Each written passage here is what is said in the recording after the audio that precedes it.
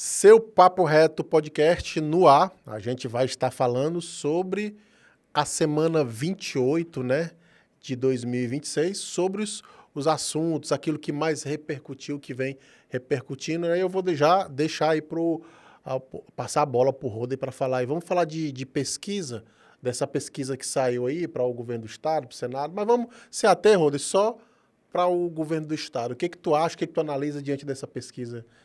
Olha, o cenário ele vem se redesenhando, né? Porque antes você tinha aí praticamente um só candidato. Hoje você tem aí praticamente definido quem são os candidatos ao governo do Maranhão e aí naturalmente as pessoas começam a se definir por seu candidato. O que é para ser nesse período ele se define. O que vai ficar são realmente os indecisos de todas as eleições e também aqueles que não votam. Mas o que a gente vê é que o que estava muito acima, que era o Braide, começou realmente ali a se realocar no seu lugar de direito, porque havia muita fantasia de que não vai ter segundo turno, a eleição acaba no primeiro turno e a gente começa a ver realmente que o poder do Palácio dos Leões vai se manifestando, que também não quer dizer que está definido.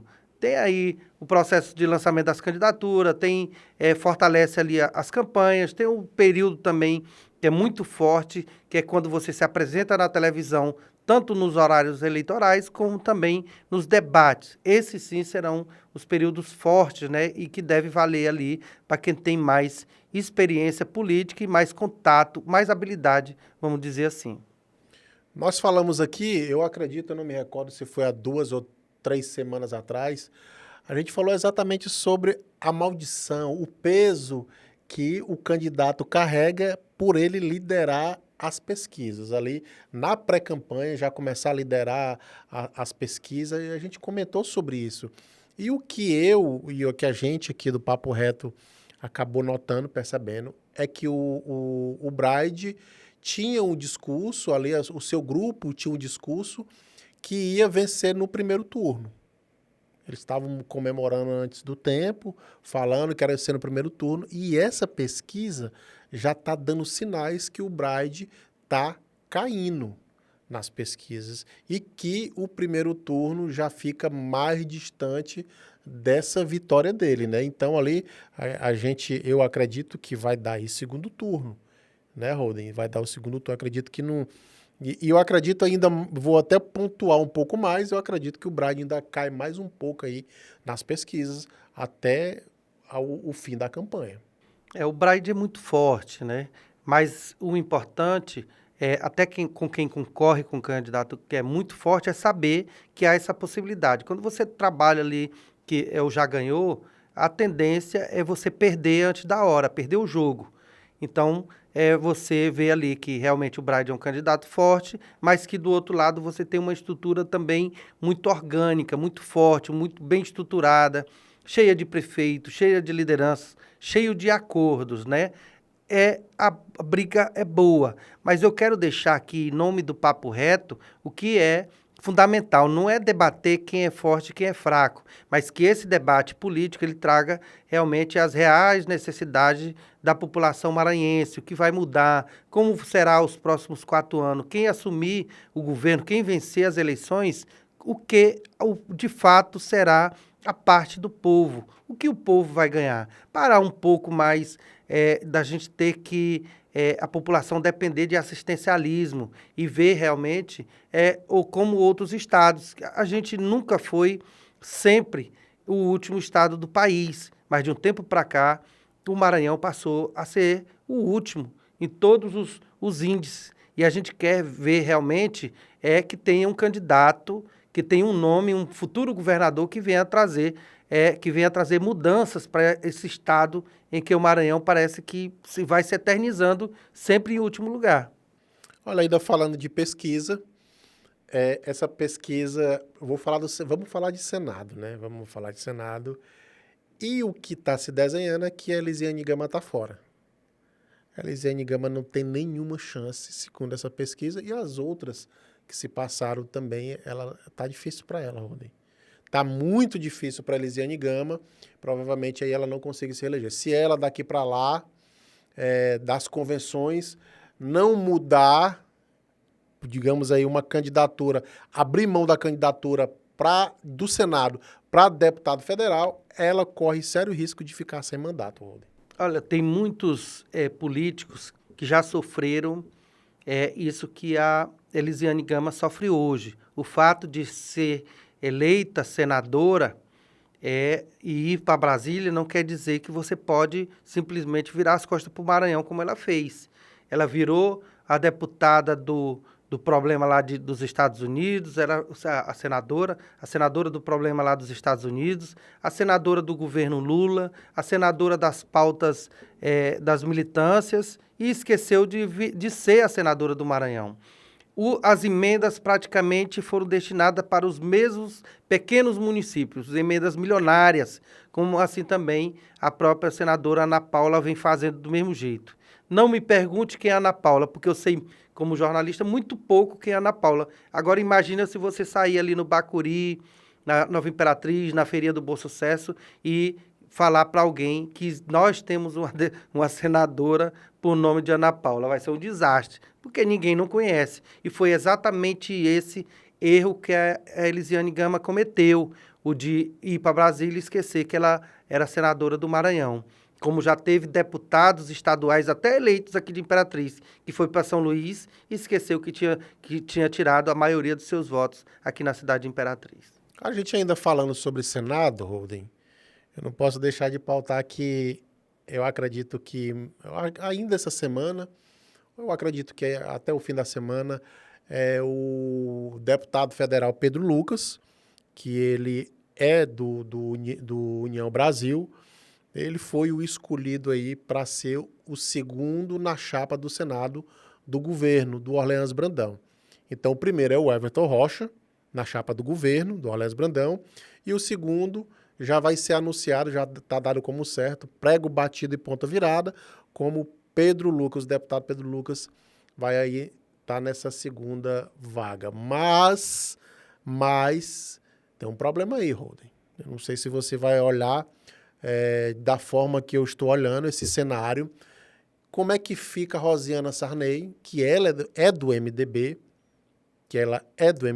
e também como vai ficar aí, Holden, sobre essa questão partidária. Federação, como é o nome da federação? União Progressista. União Progressista, que é a federação, a junção do partido PP, que é do Fufuca, e o União Brasil do Pedro Lucas. E eu quero saber como é que vai ficar. Fufuca para um lado e o União Brasil com o Pedro Lucas para o outro. Hoje nós temos muita opção dentro da legislação eleitoral que pode fazer, por exemplo, como você falou da Rosiana, ela ser candidata ao Senado e não ser do lado do Braide e nem ser do lado do Orleans. Ela pode ter uma candidatura independente. Hoje já se pode, já se tem essa opção. E também tem ali, porque o que vai estar no papel é uma coisa. Se de repente, que eu não conheço essa questão do que deve ser com relação à federação, de repente, se ele não puder fazer o registro da chapa dentro da coligação, por exemplo, Fufuca e Braide, ele pode ser candidato independente e mesmo assim estar com o Braide. Tem essa questão aí legal que certamente eles não vão falhar em observar, mas tem essas opções.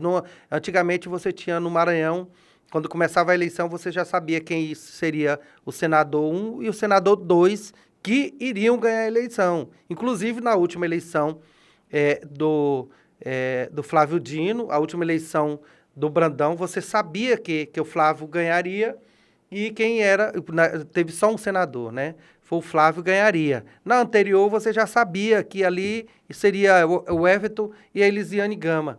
E, historicamente, essa é a primeira eleição ao Senado no Maranhão que ninguém sabe quem serão os próximos senadores. Após colocar o time em campo, cada um com suas estruturas aí de prefeitos, suas estruturas de campanha, mostrando a força política que deve colocar em campo, você sabe que naturalmente você tem ali Fufuca como nome forte e você tem o Everton também como dois nomes fortes ao Senado.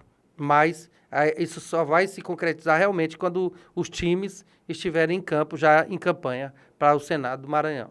É porque a gente teve a informação para você ver como o negócio lá tá pegando dentro do próprio MDB e também dentro da família Sarney. Tá tendo Divergência. uma divergência. Por quê? Porque a Rosiana, ela disse que ela é candidata ao Senado. Mas o Fernando Sarney, que é o irmão dela, ele vai ser o primeiro suplente do Pedro Lucas, na chapa do Pedro Lucas, para o Senado. E a filha dele já está tudo acertado aí também para usar a base do Pedro Lucas, entendeu? Para ela ser candidata a deputada estadual. Por isso que eu estou falando que essa situação aí o bicho tá pegando no MDB lá de São Luís. Outra informação que a gente obteve, que inclusive o Jornal Imperatriz publicou lá no site do Jornal Imperatriz, é que os dinistas aí vão abrir mão aí da candidatura de Felipe Camarão. Então, possivelmente, já está se desenhando para Felipe Camarão aí, o PT, coligar aí com o Bright. É o seguinte, na verdade, nunca teve chapa dinista. Sempre teve a chapa do Felipe Camarão, em discordância dos dinistas. Porque os dinistas sempre viram que uma chapa unida ali com o Felipe Camarão ia naufragar. Não seriam eleitos deputados estaduais, não seriam eleitos deputados federais, e se fosse eleito saía muito caro, porque não dava para fazer eleição.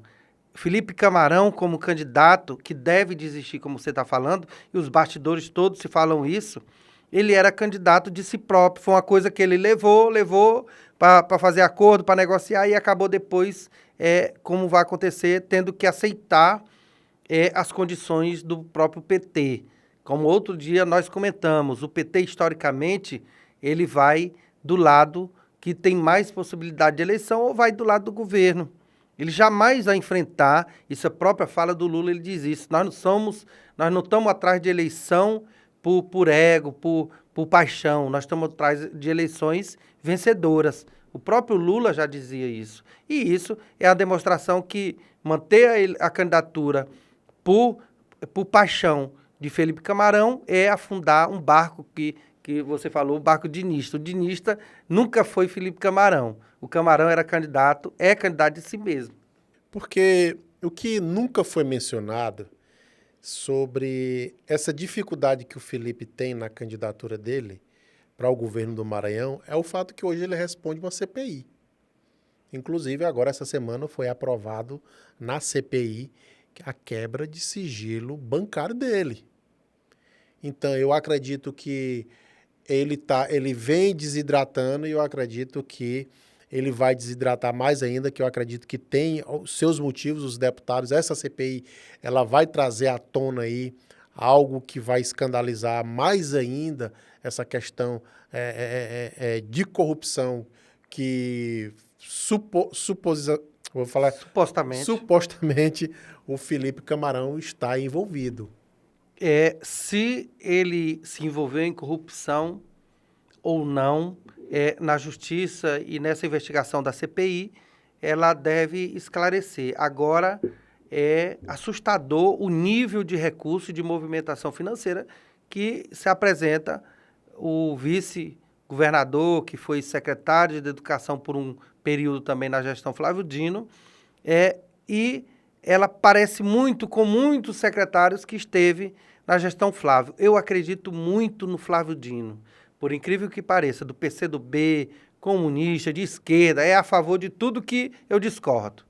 Mas uma coisa, eu acredito que o Flávio Dino é um político bem parecido com o Jackson Lago. Eu acredito nisso, que o Flávio Dino é bem parecido com o Jackson Lago. Aquele homem do mesmo apartamento, do mesmo carro. Claro que ele tem todo o aparato que hoje dá, que vive como um milionário, como um ministro do Supremo.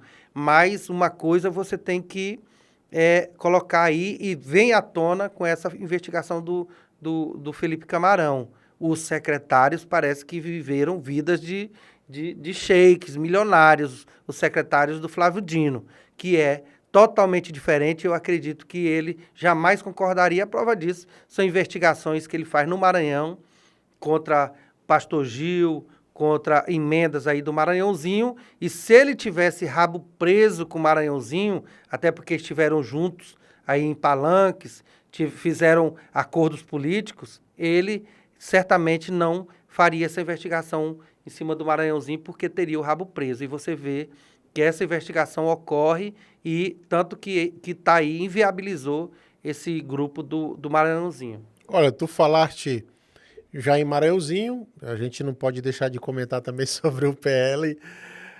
É porque essa semana, você que está nos assistindo, você que está nos ouvindo também pelo Spotify, essa semana eu me surpreendi com a fala da Mariana Carvalho. Ela ali fazendo uma crítica ao prefeito atual, prefeito Rildo, mas também ela elogiando o Brandão. Será se isso não é sinais, Holden Arruda, Holden, que o PL de fato vai aí com o Orleans Brandão, porque ela sempre foi ali uma opositora ferrenha contra o Brandão, né? A gente sabe, isso não é novidade.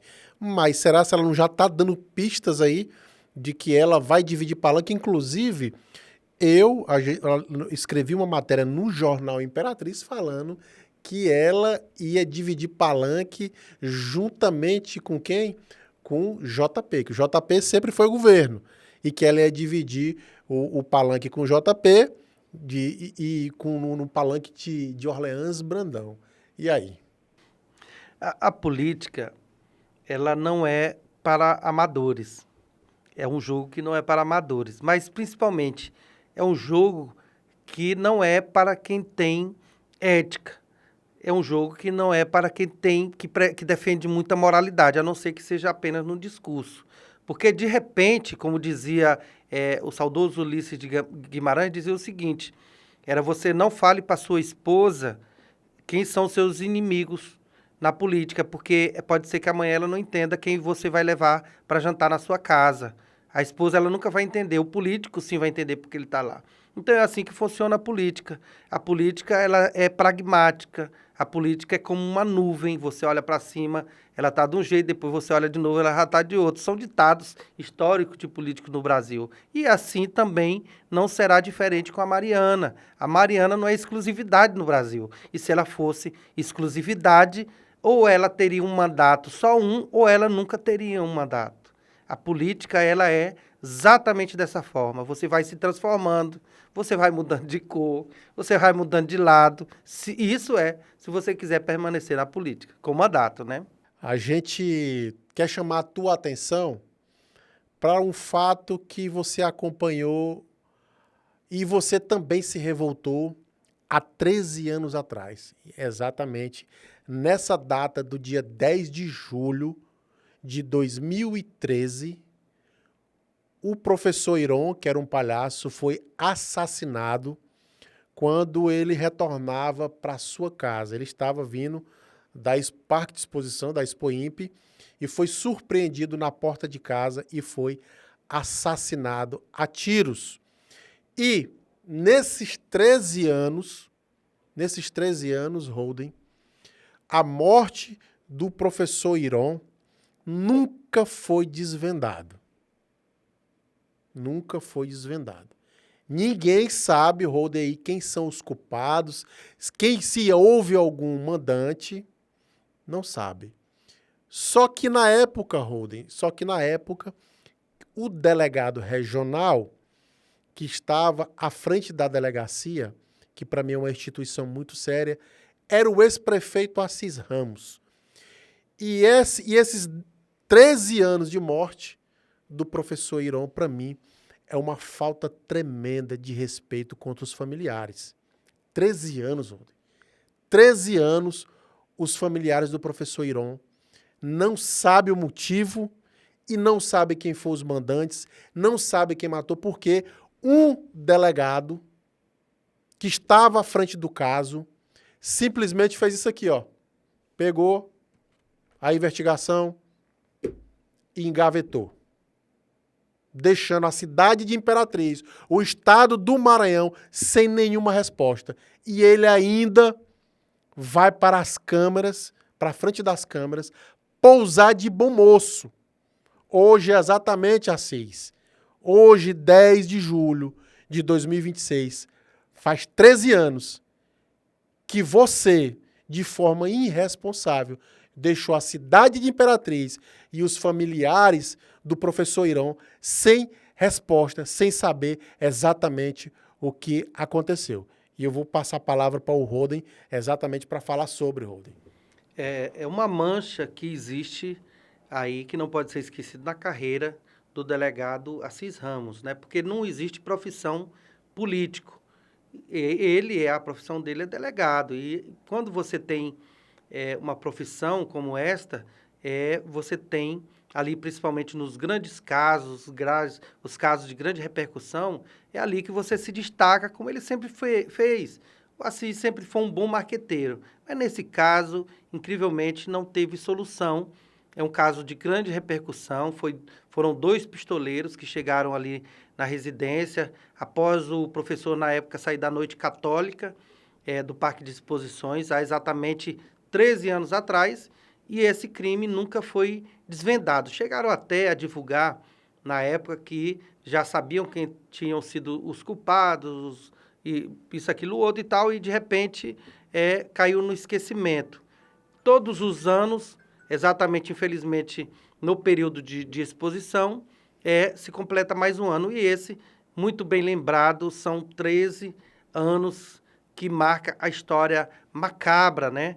A história de inoperância, a história também de fragilidade ali causada no sistema público que tem um crime e não conseguiu solucionar. Para não se falar que é só perseguição, que é só isso, aquilo, outro, é porque o Assis, a gente lembra também o caso que completou agora um ano da morte do jovem lá do Lava Jato, ali no bairro Bacuri, que o corpo foi enterrado no quintal, e também a sociedade ainda clama por justiça, porque até hoje o criminoso também desse caso, desse crime, ainda não foi preso. Então eu acredito muito no trabalho da polícia e eu acredito que a polícia ela tem uma dívida à Delegacia Regional, o Sistema de Segurança Pública do Estado do Maranhão tem uma dívida, tem um débito com a sociedade imperatrizense por conta do caso do Iron. Se o Assis não teve competência, ou ele foi, eu acredito que foi maldade mesmo de engavetar esse processo, de não trazer, de não desvendar esse crime, está na hora de também um outro delegado regional, o atual, ou seja lá qual for, também trazer essa resposta para a cidade de Imperatriz. E eu vou fazer essa pergunta para você. Quem matou o professor Iron? Muito bem, a gente vai ficando por aqui, né, Roden? Com os assuntos da semana, né? Então, você que está nos acompanhando aí pelo YouTube ou pelo Spotify, quero dizer que é um presente que você nos dá com a sua audiência, né? E a gente volta aí em uma outra oportunidade.